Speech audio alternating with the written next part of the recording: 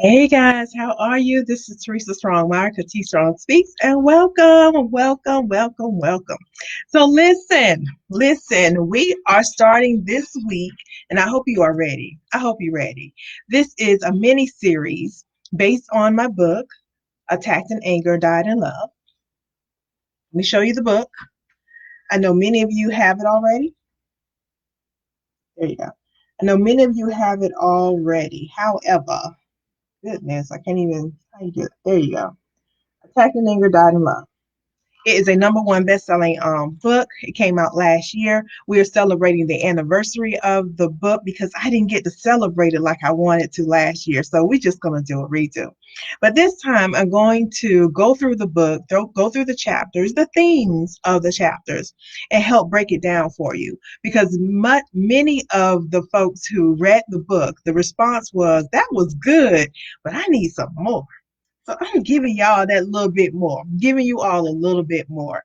So, first of all, the title. We're going to talk about the title tonight. So, please, if you have read the book and you have questions about chapter one, about chapter one, please write them in here so that I can answer them, address them while we're in here. Um, it's when you write a book, you have so much. I know with me, I had so much I wanted to write because literally I've been writing since I knew how to write. I've been keeping journals. Actually organized my office today, and I keep my journals, and every now and then I'll pick up one and read a little bit of it. I didn't do that today because I wanted to get finished with what I was doing, because if I pick up one of them journals, I'm going to be in it like it's somebody else's story. But I've been writing for a good long time, and my mom had always told me that I needed to write a book. She's like, "Girl, you need to write a book. I don't know why you're not writing." And she told me she was telling me that up until like last year. So the opportunity came where I could write a book, so I did it. And at the time, I didn't know why, but I had such a sense of urgency to get it out. So I got it out, but it was the same time around the same time that my mom was getting sick. So all my attention and energy and resources went towards her. So I put the book out by the grace of God with a lot of help. And I was so happy that she was able to be around and read it. And we had like many breakthroughs just from that. And this is the thing. I want to talk about how we got to the name of this book, Attacked in Anger, Died in Love. Because I found that my my life story is kind of that. My life story is that things that I felt like were attacks on me, the hold that those things had on me died when I began to love me. But let me tell you the story though. So, you all know I'm a life coach, and I'm one of those life coaches. I'm one of those people who is just a forever learner. So I'm always in some kind of program, honing my craft, learning more, and trying to get all I can so that I can help more people. So I was in this class, and one of the things that they challenged us to do was to rewrite our story in a positive tone. So I'd always told my story like, yeah, I'm a serial survivor. I am the child of a murdered father. I grew up where I was witnessing domestic violence and I was sexually molested, right? So I would tell those stories now, go into how it made me feel and how horrible it was and sort of things, right? And I told that story, and I can tell a good story. I can tell a good story, right? I can tell a story to have you all up in your emotions and ready to cry for me and with me, right?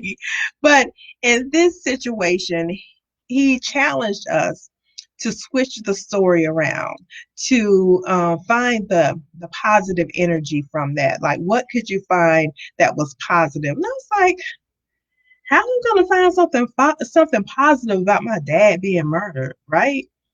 But when I was challenged with that and I sat with it and I thought about it, let me see if I can see. Thank you, Bonnie. When I sat with it and thought about it, um, I thought about the whole circumstance around my parents.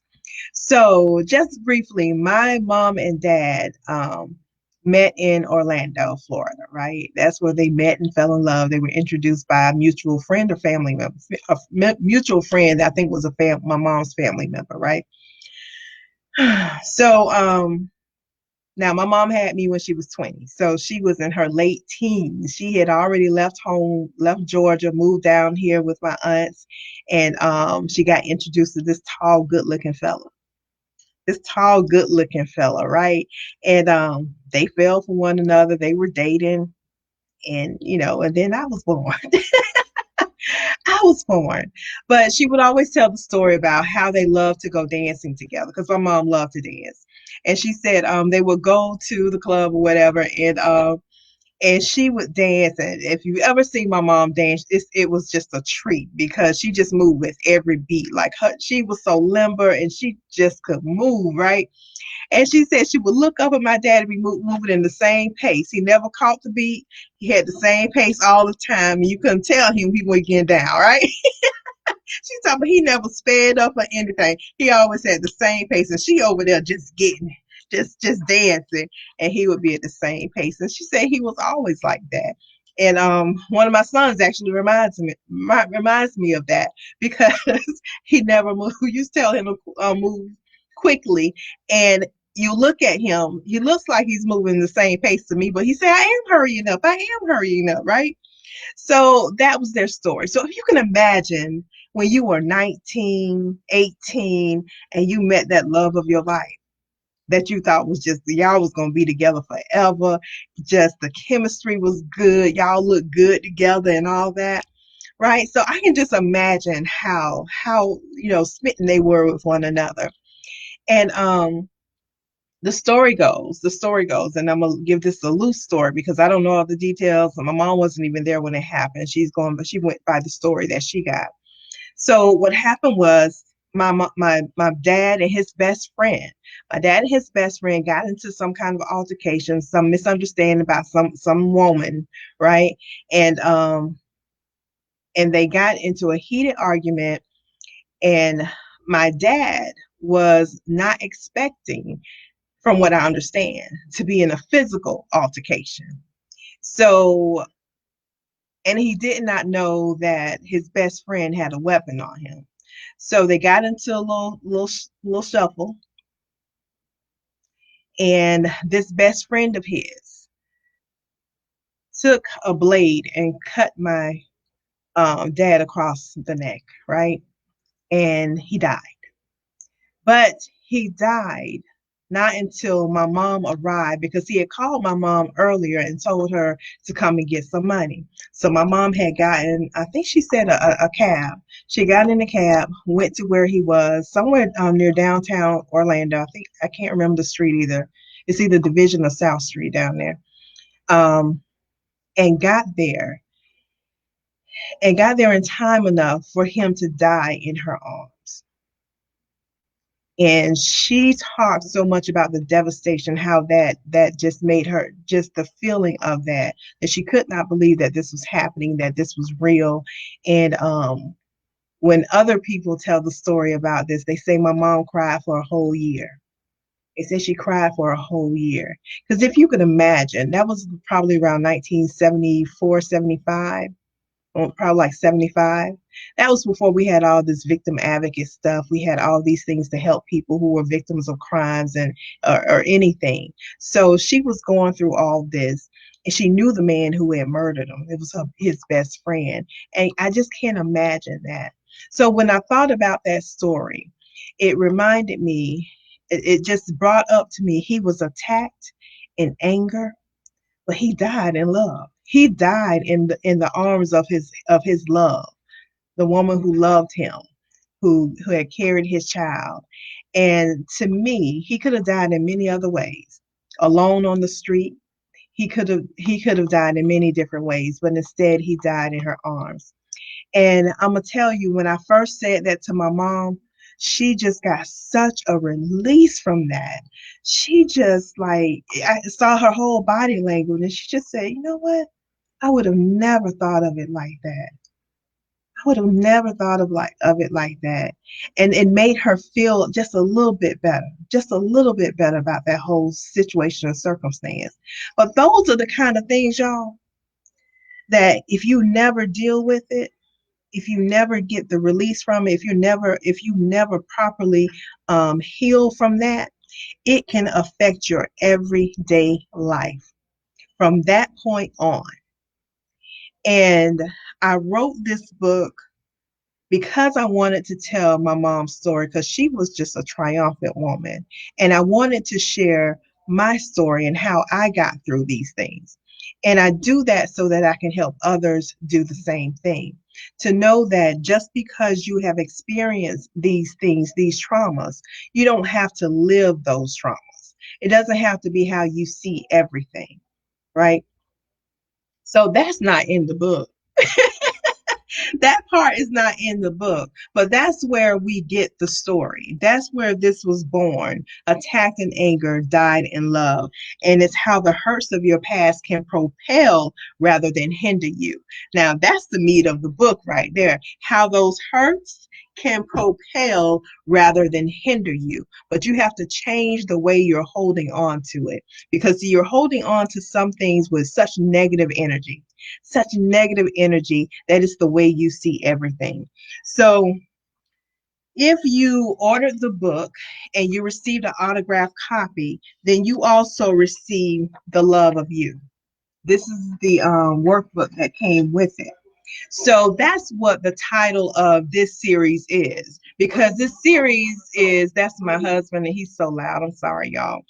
Um, that's what this is titled, The Love of You, because it's the love of you that's going to get you through. When you begin to really focus on you, hey Shabri, thanks for coming. When you really dig deep and start to touch the stuff and get some resolve from it now, nothing can touch you. I'm telling you. I'm telling you. So our first part of the lesson. What didn't you get? You didn't get it, Vonnie. I'm gonna send you a download. Well, I'm sorry. How come you didn't get it? Hmm. Okay. Okay. We'll fix that. Don't worry, Vonnie. We'll fix that. So this is the lesson. Now story time. This is the lesson. The lesson is you cannot change what you do not confront. So we get comfortable not telling our stories. Not I'm not even talking about to other people. We get comfortable not telling our stories to ourselves. We get comfortable not admitting to the things that happened in the past. Not that we need to relive it. No, not that. So that we can touch it a little bit to see if it's still alive. It's still alive and it's still affecting us. So when we have these un sometimes we can have these reactions to things and then we look at ourselves and we think to ourselves, why did I react like that? Why did I do that? So I first discovered this when I went off to college. I went off to college and I had this roommate who was very flashy, talked about money all the time. She was very different, just the complete opposite of me. And she was really particular. And instead of talking to me, because I think she was a little, I don't think she dealt with black folks too often. So instead of talking to me, and I wasn't the best roommate too, let me get that part. I wasn't even the best roommate either. I was a little mean. I'm sorry, I had to admit that. But instead of talking to me, she would leave little sticky notes. Y'all, that burned me. Why is she leaving me sticky notes instead of just telling me what she needs to tell me? I could not stand it. That pissed me off so bad. I remember one time coming home to sticky notes to the dorm room with sticky notes all over the place with little messages for me. Do not touch this. Turn this off. Like it was her place and I was just in there visiting. So that was one of the times I had to call my mom so she can calm me down, bring me all the way down. But I had to think about it. Why was I so upset about someone leaving me a sticky note? And it wasn't later on until I started dealing with my stuff that I recognized it came from this right here. When I was growing up, when after my dad had passed, my mom got in a relationship with a man who I considered abusive. They would be in fights all the time, and I considered him abusive, and he wasn't very nice, and he never spoke to me. He never spoke directly to me. They were together for 10 years. He never spoke directly to me. And he told me one time indirectly, he told my mama, go tell that girl, because he was geeching, tell that girl to go run my bath water. Y'all had to be about 6, and I was attitudinal. Like, tell that girl. What? He couldn't even talk to me. 10 years, that's all that man ever said to me, and that was indirectly. So I internalized that because I'm a child. I internalized that to mean that my voice, what I had to say, I was unimportant. And somehow, when that girl left that note, it took me back to being 6 year old when that man wouldn't talk to me. Somebody in the same house with me, sharing the same space, would not talk directly to me. That's why I was so pissed off because I had never dealt with that. That you will recognize that stuff that you don't deal with still lives within you. Feelings and emotions that you don't deal with are still alive and still within, right? It's like when you have a beach ball and you're pushing it up underwater and trying to hold it, and it continues to try to come up. Yeah, that's what those emotions are doing, and all it takes is just a little bit of something to release that, and there you go. And there you go. But we have to be willing to sit down and look at ourselves to see why we are responding the way we do. So if we don't confront it, we can't change it. If you know that you are easily triggered and you blaming everything on everybody else, if they wouldn't do that, if they wouldn't say that, then I wouldn't have to get so mad, right? And you know what that does? That puts you in a place of victimhood. That means that you are being controlled by everybody else. You are not in charge of yourself. When your responses are dependent upon what everybody else is doing, then you are not in charge of yourself. So the first thing we have to do is confront and go back and touch that thing that is driving us. And I bet you're probably like, I don't know. But I bet you if you sit with it for a little bit, the next time you get angry, before you flip off, or that next time you get really, really sad, think about like, why am I feeling this way? Why am I having this reaction? When it seems just extreme, why is this going on with me? Do that internal check on you instead of focusing on somebody else. Hey, Auntie, thanks for coming in. Check yourself. Check yourself, y'all. So the love of you starts with you checking yourself, checking your reality, and and taking responsibility for your part. Taking responsibility for your part in all things.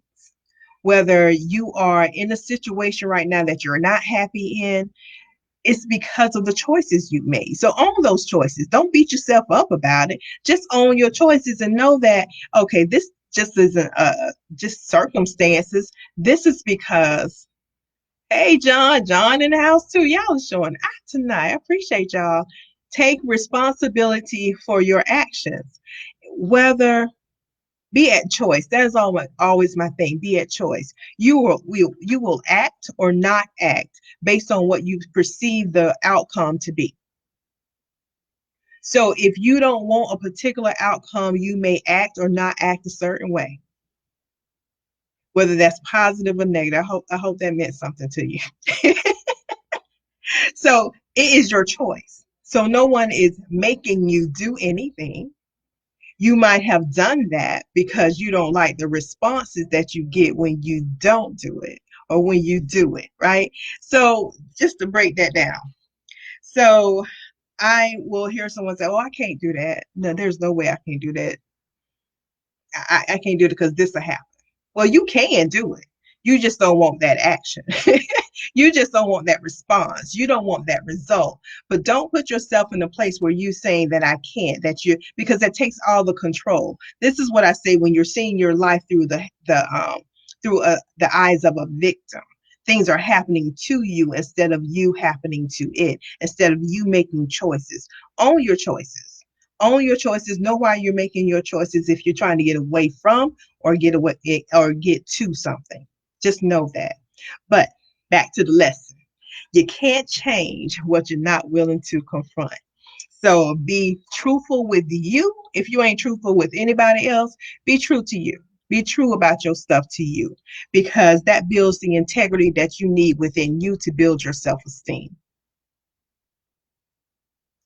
Long as you're being true to you, you build you up so that you are living in integrity, right? Because you can feel as if you are just living in conflict because you are doing things that you don't believe in or saying things that are not really true to who you are. But you have to take the time to take control of you and your responses, your thoughts, your stuff, so that you can have better outcomes, or outcomes that you really and truly desire, right? So we talked about it already, but that unresolved hurt, man, that's something else. And we are living in a time right now where we are hurting. New hurts are coming every day for some of us, right? We have experienced some hurts that we have never dealt with before. So right now, how you deal with it, how you get through it, will have lasting effects.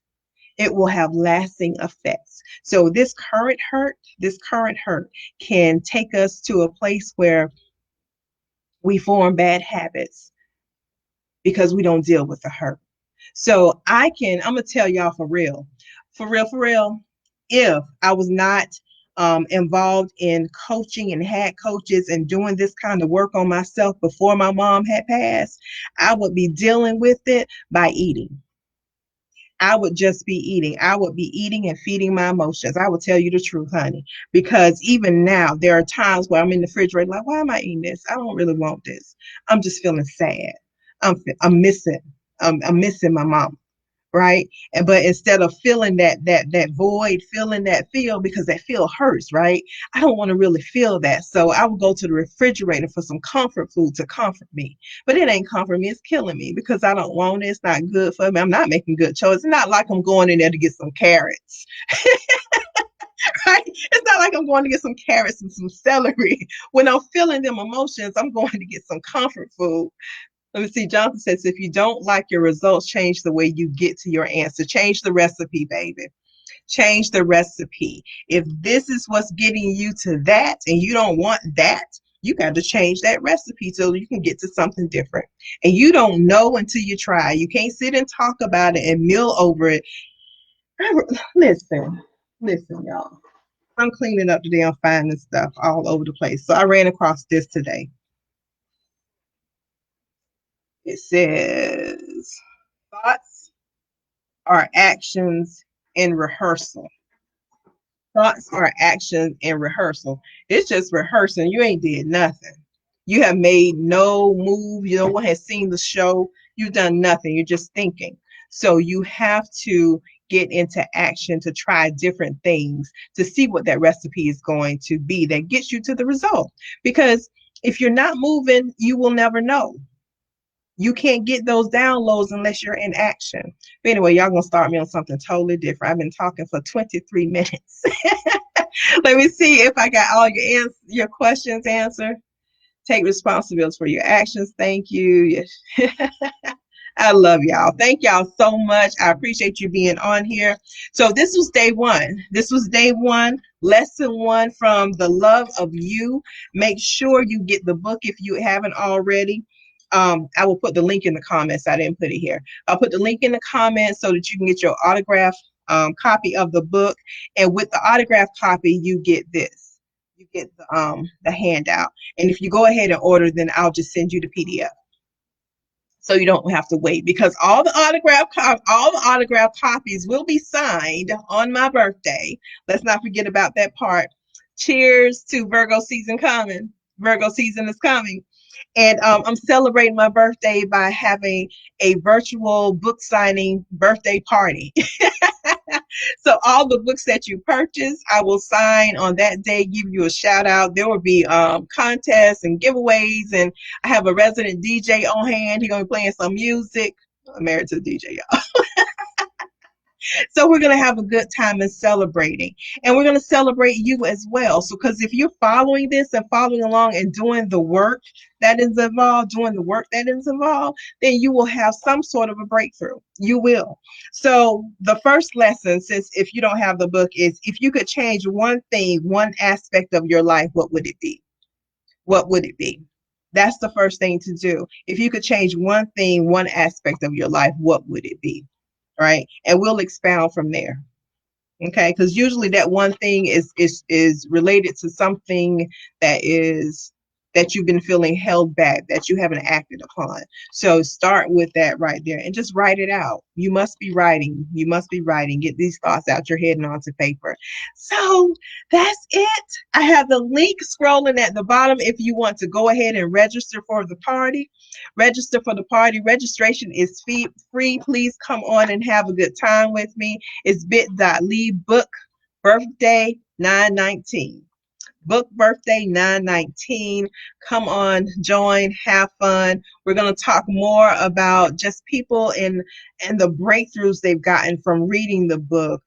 It's just been the responses I've been getting have been tremendous. It's just been tremendous. It's more than I would have thought about. But the book is a quick read, y'all. Y'all can read this in one sitting. One sitting. It's not difficult. Just good and powerful. It's short and powerful because that's how I wanted it to be. I didn't want you to have to spend a long time to get your breakthrough. That's just not what I wanted for you. So that's it. I appreciate you all watching. Make sure you share this out if it was beneficial to you. Enjoy. And invite. I was trying to say invite people to the party because we are going to get some breakthroughs. We're going to tell some stories, have a little good time, and then we're going to celebrate at the end of this series. Celebrate you and celebrate me. All right. Thank y'all. I appreciate you. And remember, be good to you so that you can be good to others. Good night.